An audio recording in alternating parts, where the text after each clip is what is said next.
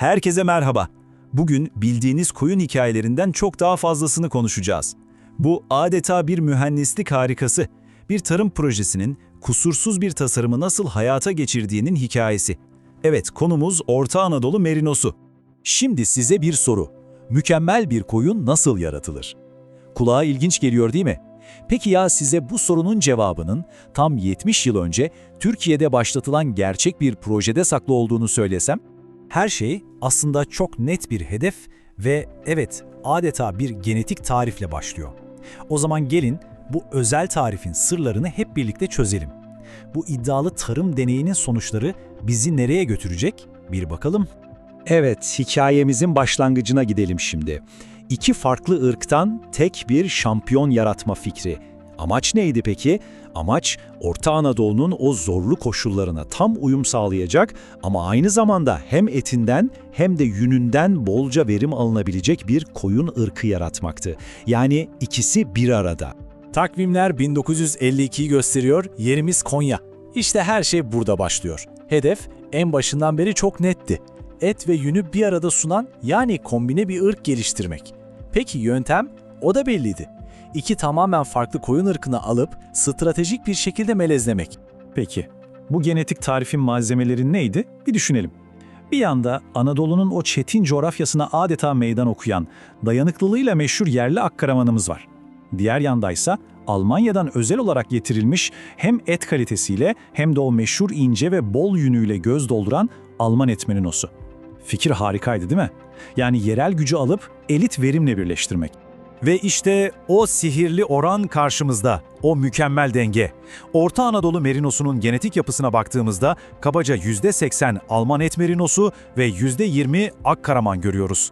İşte bu ırkın tüm başarısının sırrı tam da bu hassas ayarda gizli.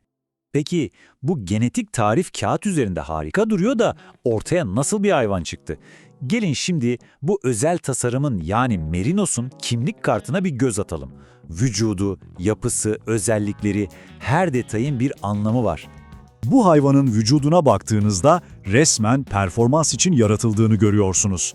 Gövdesi iri, geniş, derin ve uzun.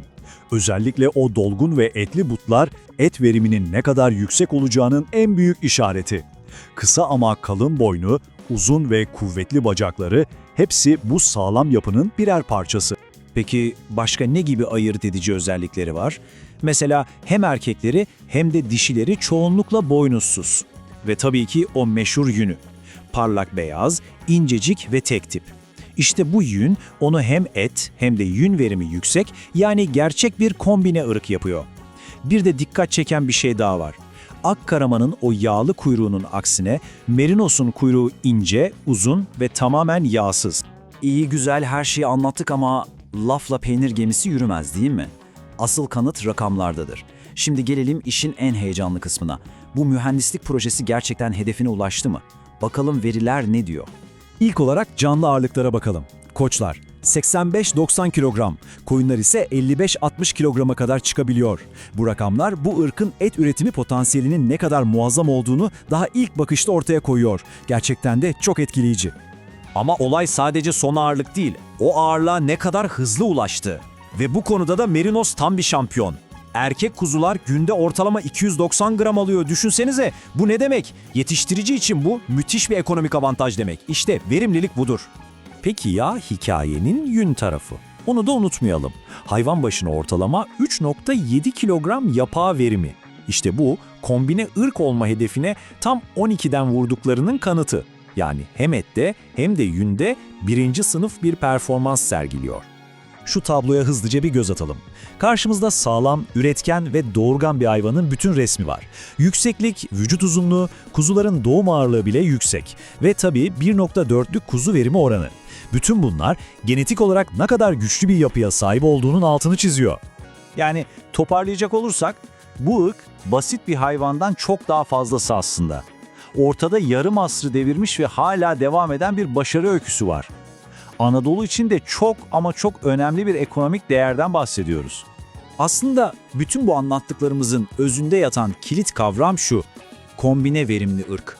Yani hem etinden hem yününden aynı anda yüksek verim alabileceğiniz Stratejik olarak tasarlanmış bir hayvan ve Orta Anadolu merinosu da bu işin nasıl yapılması gerektiğinin adeta canlı bir kanıtı, bir ders kitabı örneği.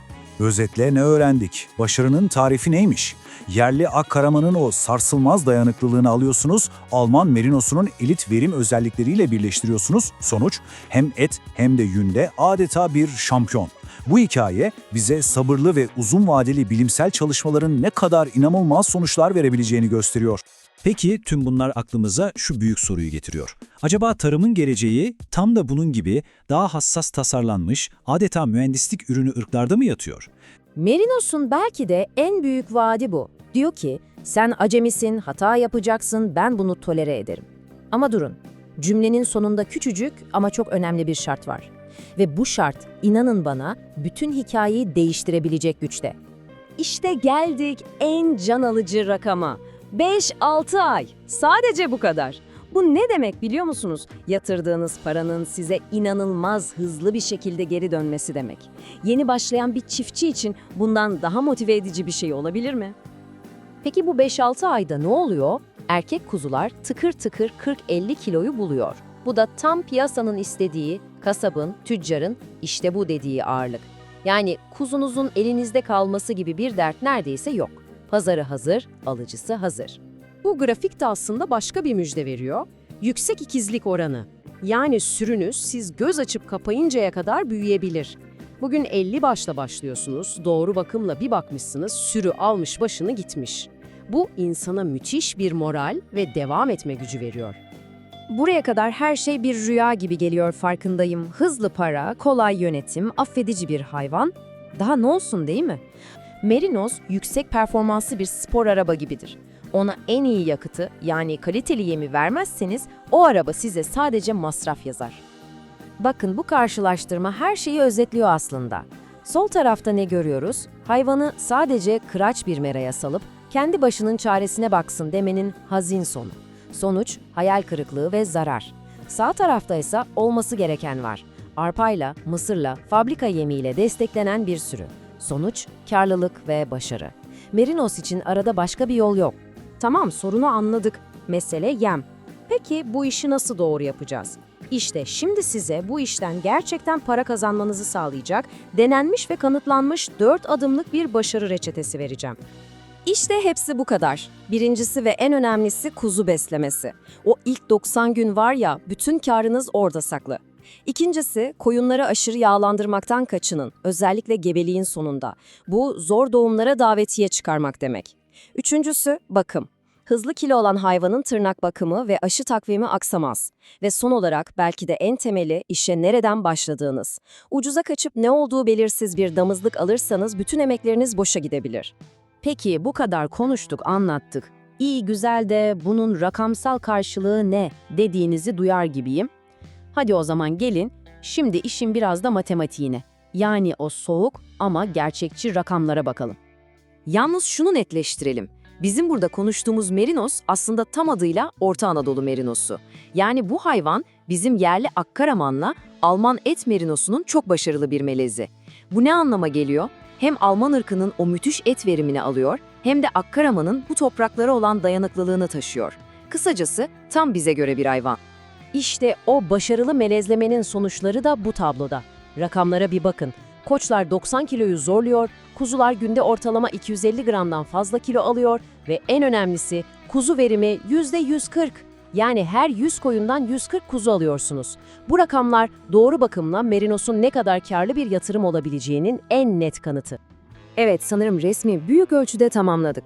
Avantajlarını gördük, en kritik kuralını öğrendik, başarı reçetesini aldık, rakamlarla da destekledik. Şimdi geldik o son ve en can alıcı soruya. Peki, Merinos sizin çiftliğiniz, sizin şartlarınız için doğru hayvan mı? O benzetmeyi tekrar hatırlayalım çünkü her şeyi özetliyor. Merinos size hata yapma lüksü tanıyan yüksek teknolojili bir makinedir. Ama o makinenin deposunu her zaman dolu tutmanız, yani yemini eksik etmemeniz gerekir. Ve işte bütün meselenin özeti bu slaytta. Sol tarafta size sunulan harika bir vaatler paketi var. Sağ tarafta ise bu paketi alabilmek için ödemeniz gereken tek bir bedel, istikrarlı ve kaliteli yem. Bu takas size mantıklı geliyorsa doğru yoldasınız demektir. Sonuç olarak karar sizin. Vadede gördünüz, ödenmesi gereken bedeli de.